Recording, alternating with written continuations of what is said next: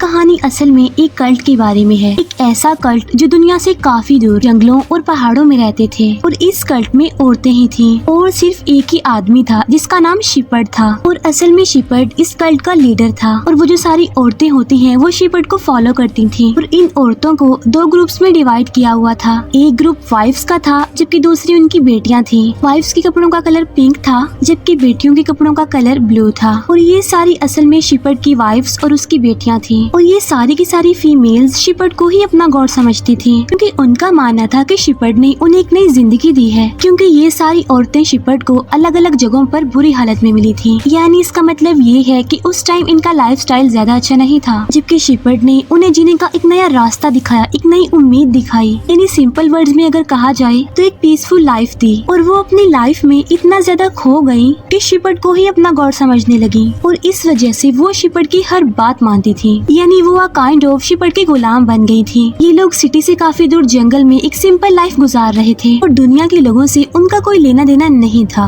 यहाँ तक कि अगर कोई बीमार भी हो जाता था तो उसे हॉस्पिटल नहीं ले जाया जाता था। इस कल्ट के कुछ रूल्स थे जो शिपर्ड ने ही बनाए थे और वो लोग इन रूल्स को स्ट्रिक्टली फॉलो भी करती थी। अब क्योंकि मोस्टली औरतें ही थी इसीलिए फीमेल्स इशू होना एक नॉर्मल बात थी। और अगर किसी फीमेल के साथ ऐसा होता तो उसे कल्ट से कुछ दिनों के लिए अलग रखा जाता जब तक कि उसका ये प्रोसेस कंप्लीट ना हो जाए। क्योंकि उनका ये मानना था कि इस वजह से औरत इम्प्योर हो जाती है। और शिपर्ड के अलावा किसी को भी कोई बात बताना अलाउड नहीं था। सारी बातें शिपर्ड के कंट्रोल में थी और जो भी वो कहता था सारी औरतें उसे मानती थी। इवन खाने के टाइम, सोने के टाइम वो शिपर्ड को ही याद करती थी जैसे लोग अपने गॉड को याद करते हैं। और उन्हें शिपर्ड पर इतना ज्यादा बिलीफ था, उन्हें ये लगने लगा था कि शिपर्ड उन्हें एक इमॉर्टल लाइफ देगा जो कभी भी खत्म नहीं होगी। शिपर्ड की बेटियों में से एक का नाम सेला था और बाकी बेटियों के मुकाबले में वो सेला को काफी पसंद करता था, उससे काफी प्यार करता था क्योंकि वो उसे प्योर समझता था और वो सबसे ज्यादा खूबसूरत भी थी। और सेला की मदर उसको पैदा करके ही मर गई। सेला हमेशा ही शिपर्ड से उसकी मदर के बारे में पूछती थी लेकिन शिपर्ड ने उसे क्लियरली कुछ भी नहीं बताया था, बल्कि वो सिर्फ यही कहता था कि तुम्हारी मदर बहुत खूबसूरत थी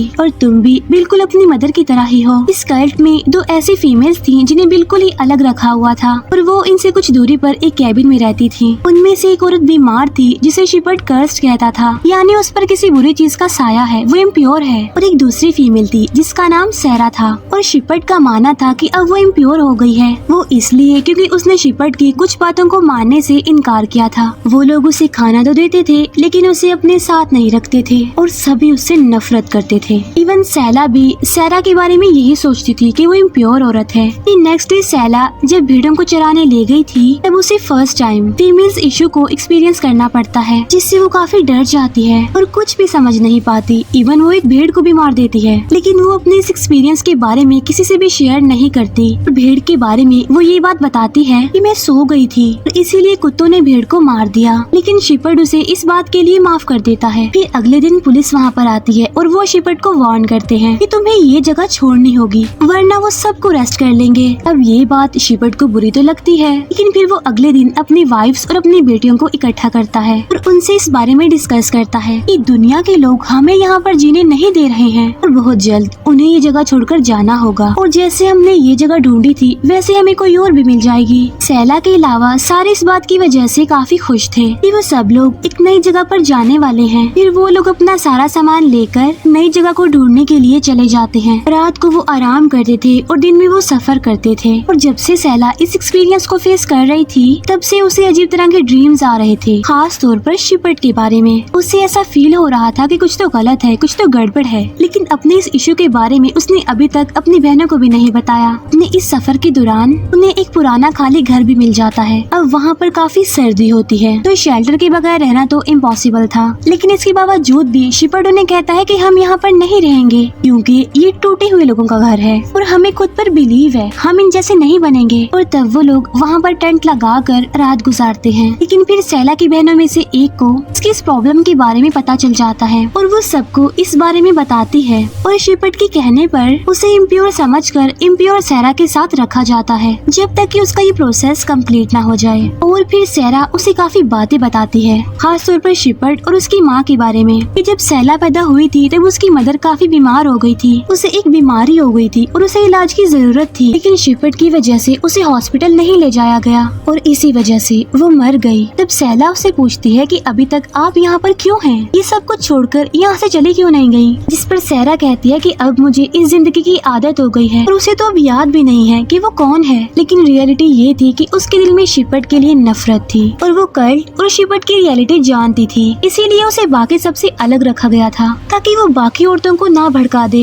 और अब दिल ही दिल में सैला भी शिपर्ट से नफरत करने लगी थी। उसे ये सब कुछ अजीब लग रहा था, लेकिन अपनी वो ये सोच किसी के साथ भी डिस्कस नहीं करती क्योंकि बाकी तो शिपर्ट को ही अपना गॉड समझते थे। ये लोग काफी दिन से सफर कर रहे थे क्योंकि शिपर्ट का कहना था कि वो उन्हें एक ऐसी जगह पर लेकर जाएगा जहाँ पर वो अपनी वाइफ्स को एक इमॉर्टल लाइफ देगा।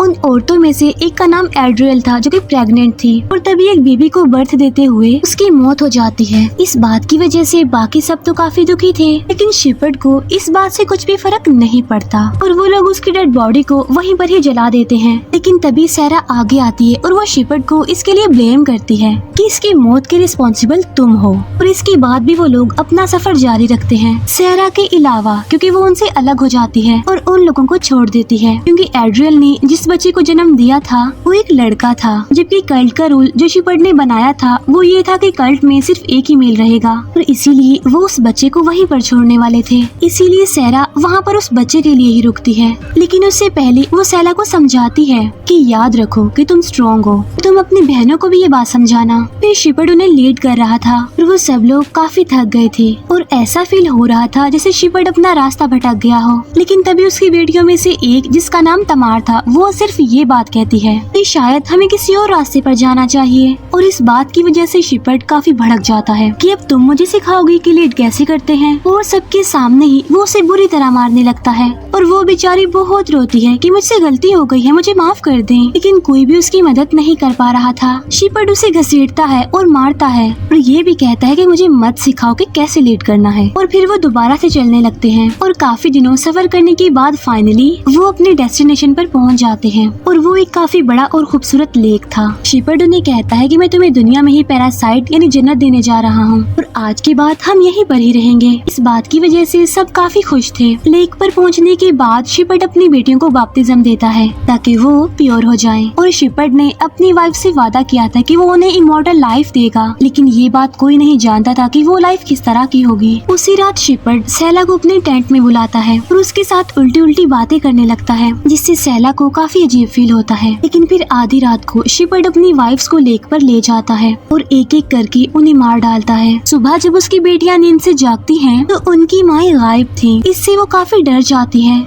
और शिपर्ट के पास जाती है जो कि लेक के किनारे बैठा हुआ था और वहाँ पर उनके सिर्फ कपड़े पड़े हुए थे और वो रोने लगती हैं कि हमारी माएं कहाँ गई हैं। जिस पर शिपर्ट कहता है कि मैंने उन्हें एक इमॉर्टल लाइफ दे दी है। और तब शिपर्ट अपनी बेटियों को कहता है कि अब तुम्हें अपनी माओ की जगह लेनी होगी, यानी अब तुम मेरी बीवियाँ बनोगी और तुम मेरी खिदमत करोगी। और वो सैला को कहता है कि तुम मेरी सबसे पसंदीदा वाइफ होगी और बाकियों को लीड करोगी और मैं अपना ग्रेस तुम्हें दूंगा। तब सैला कहती है कि मुझे तुम्हारी बीवी नहीं बनना और ना ही मुझे तुम्हारा ग्रेस चाहिए। इस बात से शिपर्ट को गुस्सा आता है और वो सैला को स्लैप करता है। सैला भी अपने गुस्से पर कंट्रोल नहीं कर पाती और वो भी शिपर्ट को एक थप्पड़ मार देती है। इसके बाद सीन कट जाता है और हम देखते हैं कि दो पुलिस ऑफिसर्स को लेक में से बहुत सारी औरतों की डेड बॉडीज मिलती हैं और जंगल में शिपर्ट की डेड बॉडी भी, जिसकी बहुत बुरी हालत थी। और जाहिर सी बात है कि उसे उसकी अपनी बेटियों ने ही मारा था। अब सैला और उसकी बहनें अपनी मर्जी से जिंदगी गुजारने लगती हैं। और अब मैं आपको मूवी की डीप मीनिंग्स बताऊंगी जो कि कड़वा सच भी है और ये ह्यूमन लाइफ को रिप्रेजेंट करती है। जैसे मर्द हमेशा से औरत को अपने कंट्रोल में रखना चाहता है, यानी औरतों को कमजोर समझना और उन्हें मर्दों के बराबर बिल्कुल भी नहीं समझना। जैसा कि शिपर्ट जवान और खूबसूरत लड़कियों को ज्यादा पसंद करता था और जब वो बूढ़ी हो जाती तो उन्हें मार देता, जैसा कि उसने मूवी के एंड में किया। और औरतों की सोच पर कंट्रोल करना, उन्हें मारना पीटना, जैसे कि शिपर्ट ने तमार को मारा था। और ये वुमेन्स को फिजिकल अब्यूज करने की तरफ इशारा करता है, जैसे कि जालिम मर्द कैसे औरतों को मारते हैं और वो अपने हक के लिए आवाज भी नहीं उठा सकती। यहीं पर इस मूवी का द एंड हो जाता है। अगर आपको एक्सप्लेनेशन पसंद आई हो तो कमेंट सेक्शन में जरूर बताइएगा। Thank you for watching.